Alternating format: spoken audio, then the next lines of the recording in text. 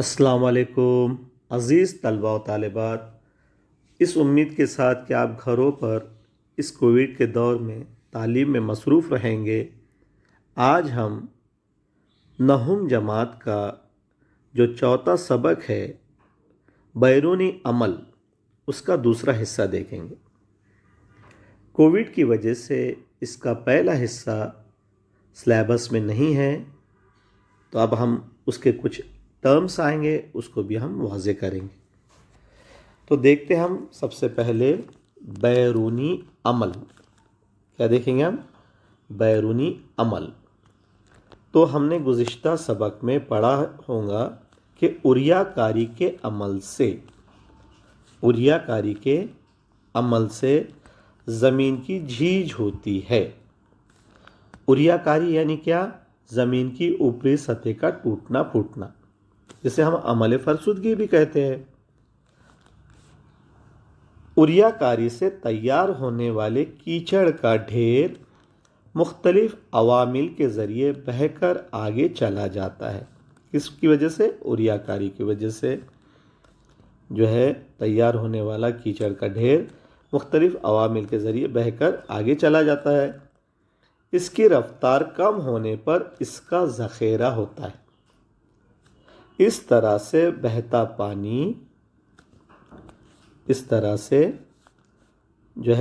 पानी बर्फ़ानी नदी, हवा, समंदरी लहरें और ज़मीनी पानी,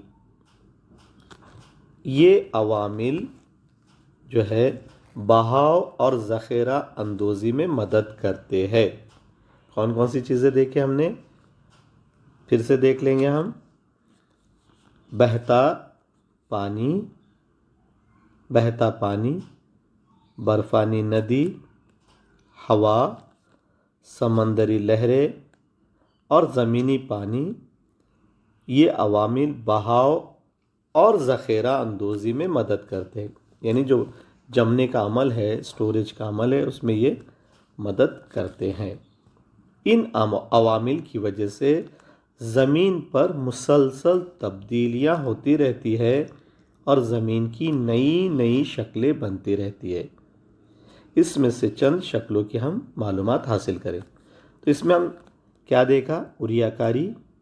उरियाकारी में जो मदद करते हैं अवामिल, वो देखा, और उसकी वजह से जो शक्लें ज़मीन की वजूद में आती है। अब देख लेंगे हम। अब देख लीजिए जल्दी से। कुदरती तौर पर जमा होने वाले पानी का बहाव कशिश सकल, जिसको हम ग्रेविटेशनल फोर्स कहते हैं, के असर से सतह ज़मीन से पस्ती की तरफ बहने लगता है, यानी नीचे की तरफ, और ख़ुद अपना रास्ता बनाता है। इसे नाले कहते हैं। क्या कहते हैं?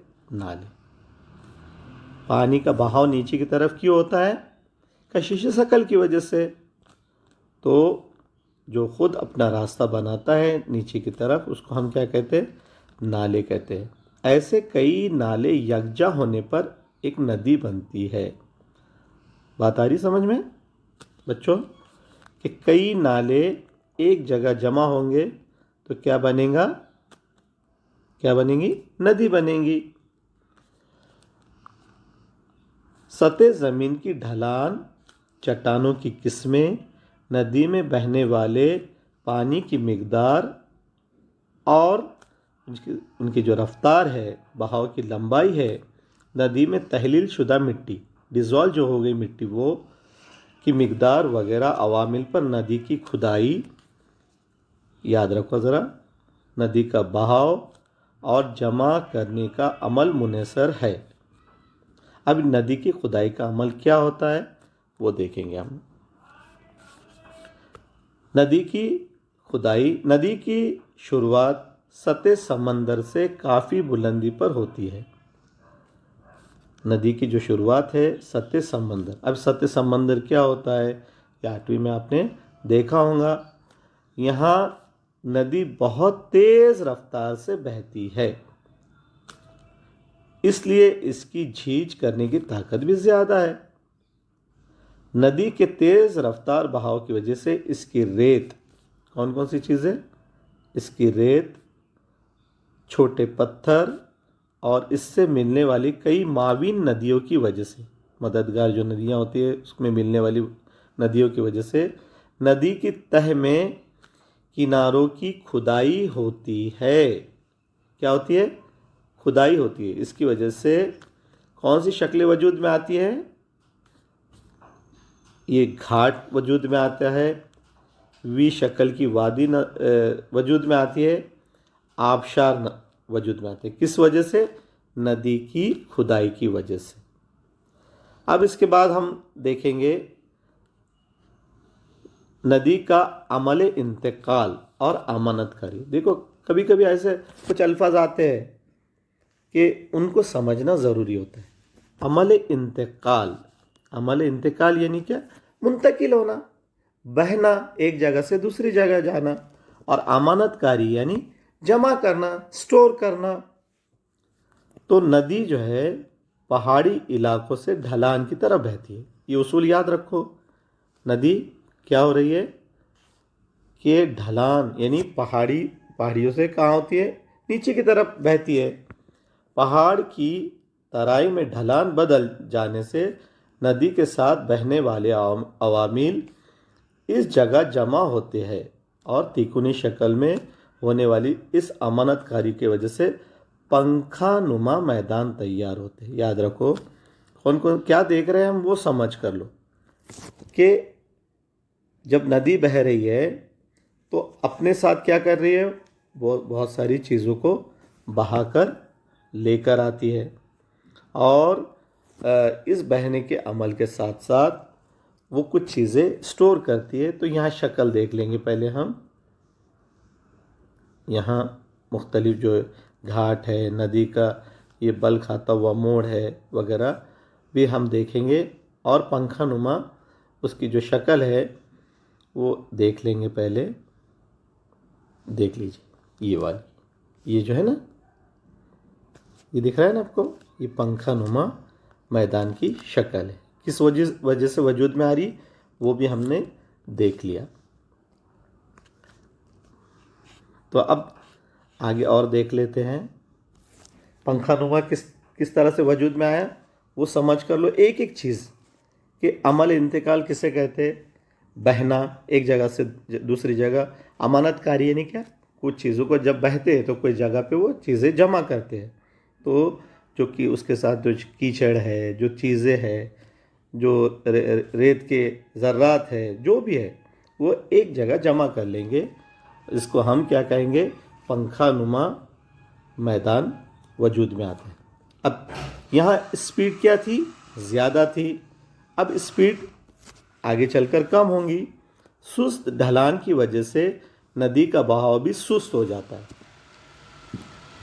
छोटी छोटी रुकावटों से मुड़कर नदी सांप की तरह बल खाती आगे बढ़ती है।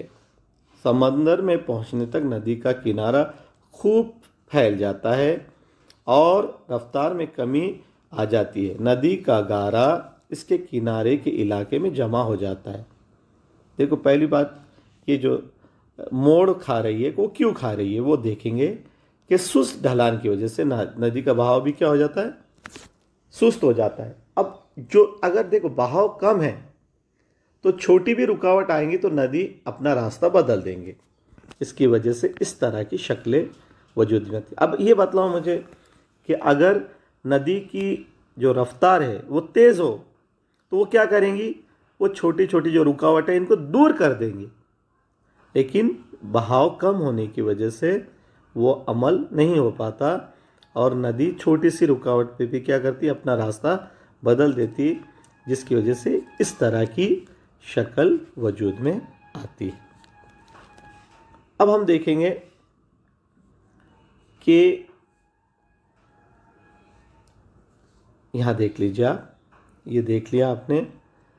तो अब नदी का गारा इसके किनारे, जैसा मैंने अभी बतलाया, गारा किनारे के इलाके में जमा हो जाता है। नदी के गारे को जमा होने के लिए नदी की लंबाई, पानी का तनासुब, गारे की मिकदार, सतह ज़मीन और नदी की ढलान वगैरह अवामिल ज़रूरी है। क्या क्या चीज़ें देखी हमने कि यहाँ देख लो एक मरतबा फिर से, नदी के गारे को जमा होने के लिए नदी की लंबाई, कौन क्या चीज़ देख रहे हैं हम, नदी की लंबाई और पानी का तनासुब, गारे की मिकदार, सतह ज़मीन और नदी की ढलान, ये ज़रूरी है। इस तरह गारा एक जगह जमा होकर नदी के किनारे के अतराफ सैलाबी पुश्ते, सैलाबी मैदान और तिकोनी इलाके, कौन से इलाके, तिकोनी इलाके जिसका हम डेल्टा वगैरह कहते हैं, तैयार करता है, जो हमने भी शक्ल में देखना है। ठीक है, देखो वी शक्ल की जो वादी है, हम बर्फानी नदी के आमाल और ज़मीनी शक्लें ये देखेंगे। जिन इलाकों में दर्जा हरारत नुक्ता इंजमात से नीचे होता है, कितना होता है, नुक्ते इंजमात से नीचे। नुक्ते इंजमात समझ रहे कि आप किसे कहते हैं, वो टेम्परेचर जिस पर पानी बर्फ में तब्दील हो जाता है उसको नुक्ता इंजमात कहेंगे हम।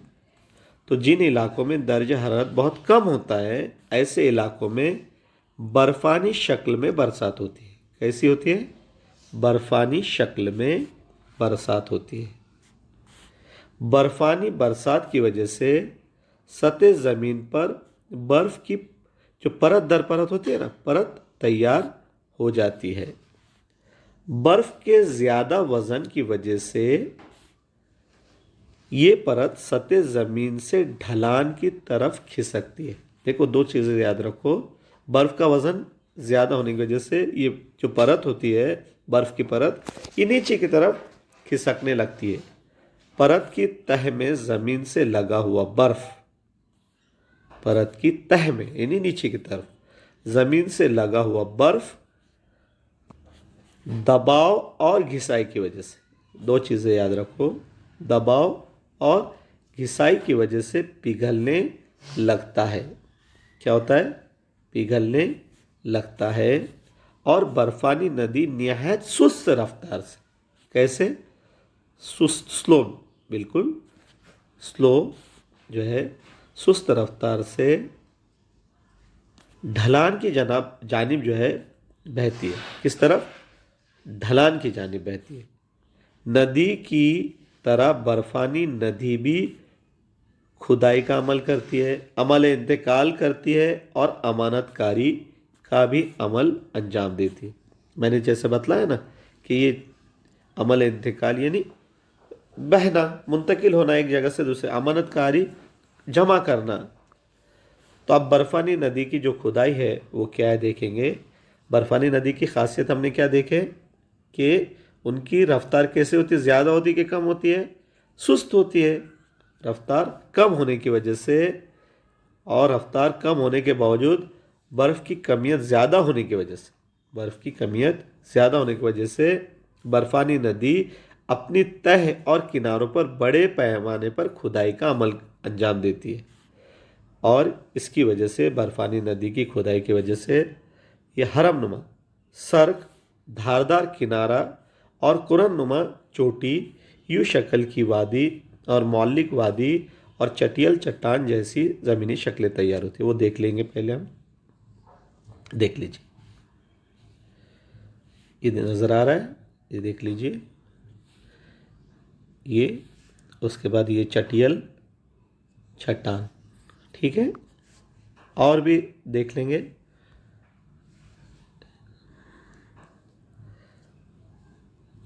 ये जो है इस तरह की जो है शक्लें वजूद में आती है।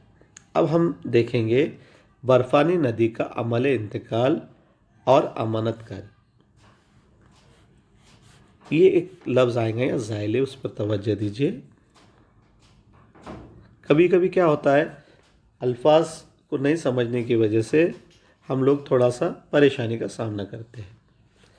तो बर्फानी नदी बहते हुए अपने साथ गारा कीचड़ साथ लाती है। बर्फानी नदी जब बहती है तो अपने साथ गारा और कीचड़ लाती है।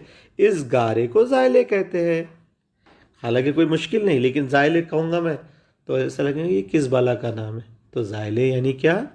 गारा और कीचड़, ये याद रखो। ज़ाइले की अमानतकारी और जगह के एतबार से 4 किस्म है, ये देख लेंगे। ज़मीनी ज़ाइले, उकबी ज़ाइले, दरमियानी ज़ाइले और इख्तितामी ज़ाइले। इनकी शक्ल देख लेंगे पहले हम, देख लीजिए। उकबी ज़ाइले, इख्तितामी ज़ाइले वगैरह। अब देख लिया आपने। बर्फानी नदी की अमानतकारी की वजह से ज़ाइले की टेकरी और गाँव दुमी टेकरी वगैरह की शक्लें भी तैयार होती है, वो देख लेंगे। ये देख लीजिए, उकबी और दरमियानी ज़ाइले नज़र आ रहा है आपको, ये वाले।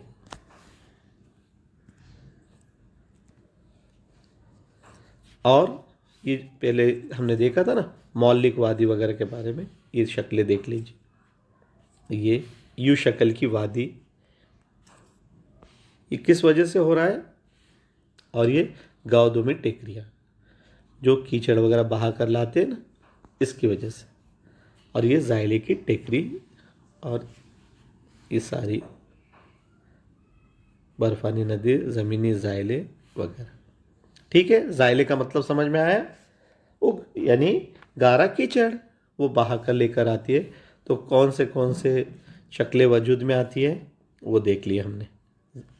ये देखा था ना हमने अभी, ज़ाइले की टेकरी और गाँव में टेकरी। तो वह कहाँ देखा हमने उसकी शक्लें? यहाँ देख ली, ज़ाइले की टेकरी और मौलिक वादी और गाँव में टेकरी। ठीक, हम हवा के अवामिल और ज़मीनी अशकाल पर रोशनी डालेंगे। अब हम ये देखेंगे कि हवा किसे कहते हैं। फ़िज़ा में होने वाली हलचल को हवा कहते हैं, फ़िज़ा में होने वाली हलचल को हवा कहते हैं। और हवा जो है वो गैस नुमा बैरूनी अवामिल है।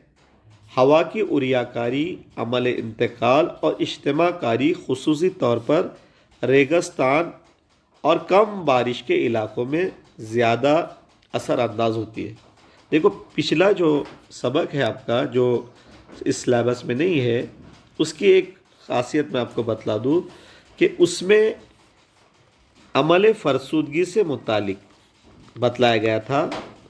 अमल फ़रसूदगी 3 तरह की होती है, एक तबई फ़रसूदगी, एक कीमियाई फ़रसूदगी और एक हयातियाती।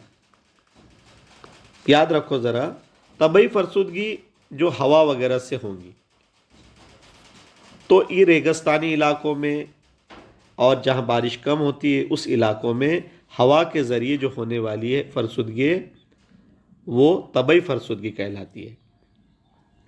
तो इन इलाकों से मुराद जो रेगिस्तानी इलाके हैं, कम बारिश के इलाके हैं, इन इलाकों में तबई फ़रसूदगी, अच्छी तरह जहन में रखो, इन इलाकों में तबई फ़रसूदगी यानी क्या? चट्टानों के टूटने फूटने का अमल होने की वजह से चट्टानों के ज़र्रात और रेत बड़े पैमाने पर फैल जाती है। यहाँ बहने वाली हवाओं में रुकावट कम होती है, क्योंकि हवा के साथ रेत के ज़र्रात बह जाते हैं और ये ज़र्रात दूर तक चले जाते हैं। जहाँ हवा की रफ्तार कम होती है वहाँ ये ज़र्रात जमा हो जाते हैं और इस तरह हवा उरियाकारी, बहाव और इज्तिमाकारी के अवामिल अंजाम देती है।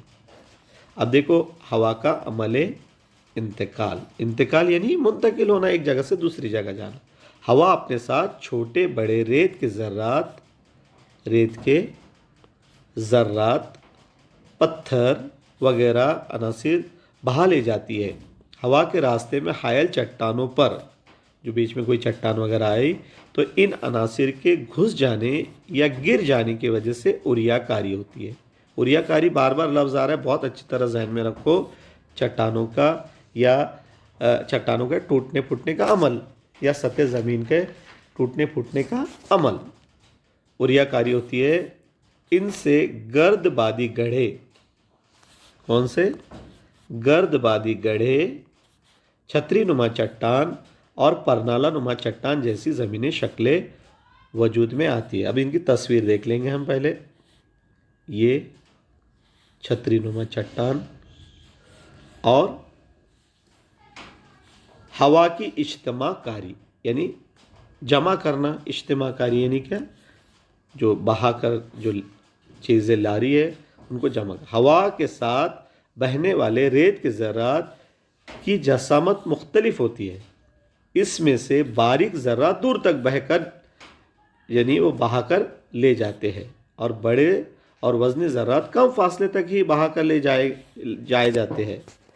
रेगिस्तानी या कम बारिश वाले इलाकों में इस रेत की इज्तिमाकारी होती है, जिसकी वजह से कुछ मखसूस ज़मीनी जो है शक्लें यानी अशकाल तैयार होते हैं। अब देख लो, पहली बात समझ में आया, इज्तिमाकारी यानी जमा करना। हवा अपने साथ ज़र्रात बहाकर लेकर जा रही है, उसमें कुछ छोटे ज़र्रात है और कुछ बड़े। छोटे ज़र्रात तो दूर तक बहेंगे और बड़े ज़र्रात जो है वो कम फासले पर ही जो है जमना शुरू हो जाएंगे, तो जिसकी वजह से मुख्तलिफ शक्लें तैयार होती है। देख लेंगे हम ये जो शक्लें नज़र आ रही है आपको,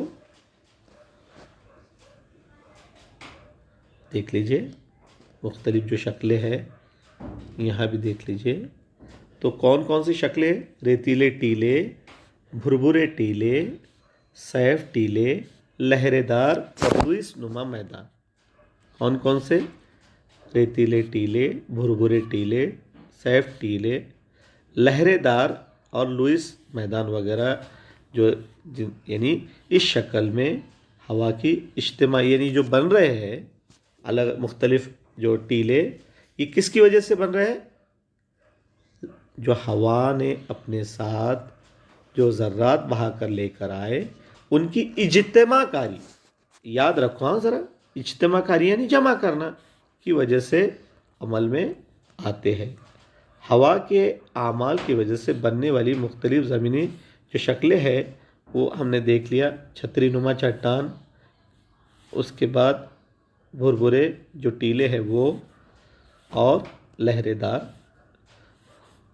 इसके साथ साथ लहरेदार टीले, सैफ नुमा टीले और परनाला नुमा चट्टान, ये किस वजह से आ रही है वजूद में? किस वजह से आ रहे बताओ मुझे? ये हवा के इज्तिमाकारी की वजह से, हवा के अमले इंतकाल की वजह से। अब देखो ये सिलेबस में आपको इसके बारे में नहीं है, यानी इसमें सवाल था कि भाई जो इसका रंग वगैरह भरना, लेकिन इमसाल वो सिलेबस में नहीं है। इस उम्मीद के साथ अगला सेशन यानी अगला जो हिस्सा है हम लेंगे, देख लीजिए पहले, वो है समंदरी लहरों के अवामिल और ज़मीनी अशकाल। तो इंशाल्लाह नेक्स्ट वीडियो में मैं उसके बारे में बतलाऊँगा आपको।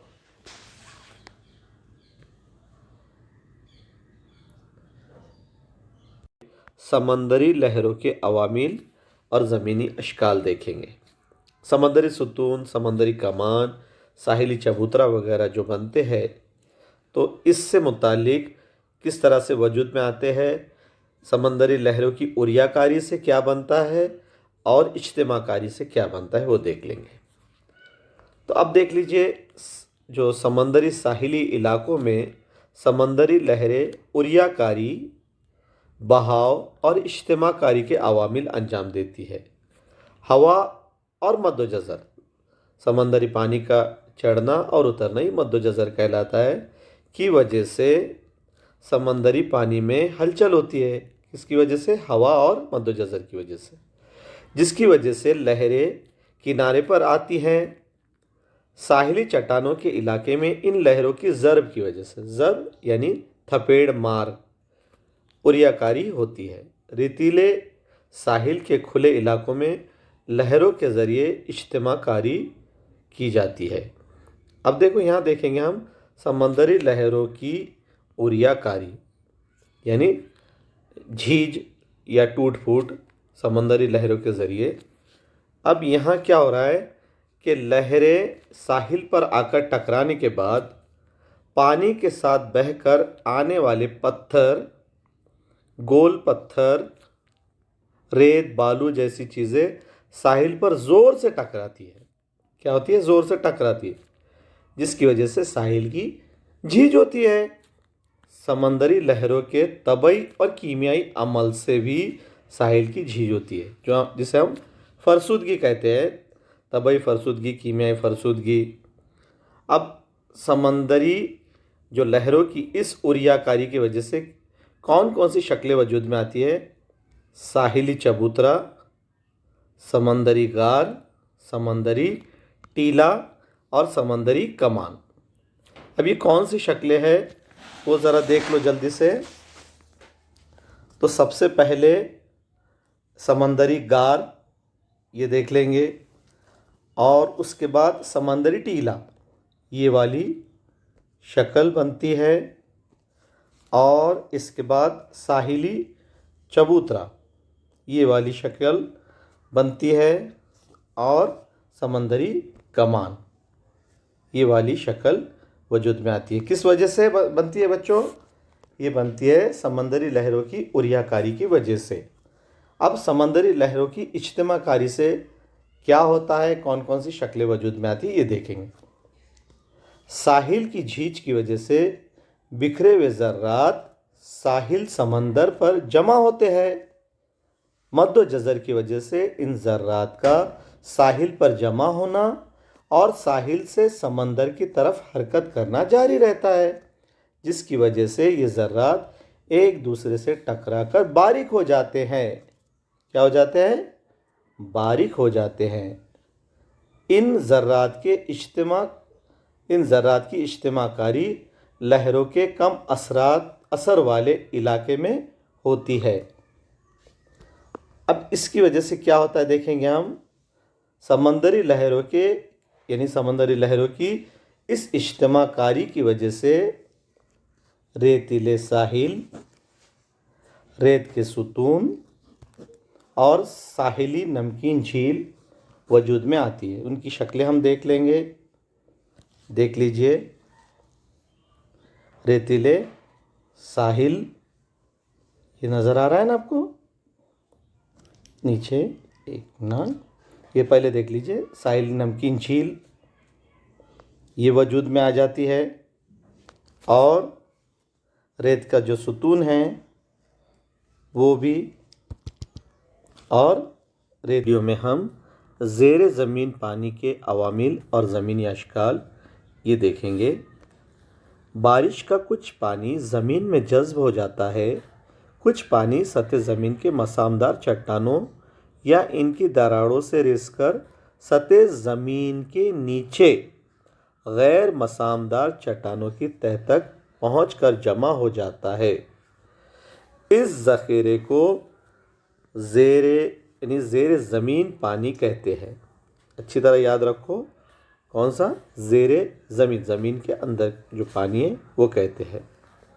चट्टानों में मौजूद हल पजीर मादनियात पानी में हल हो जाती है। चट्टानों में मुख्तलिफ मादनियात होती है जो इस पानी में डिज़ोल्व हो जाती है, हल हो जाती है, और ज़ेर ज़मीन पानी के साथ बह जाती है।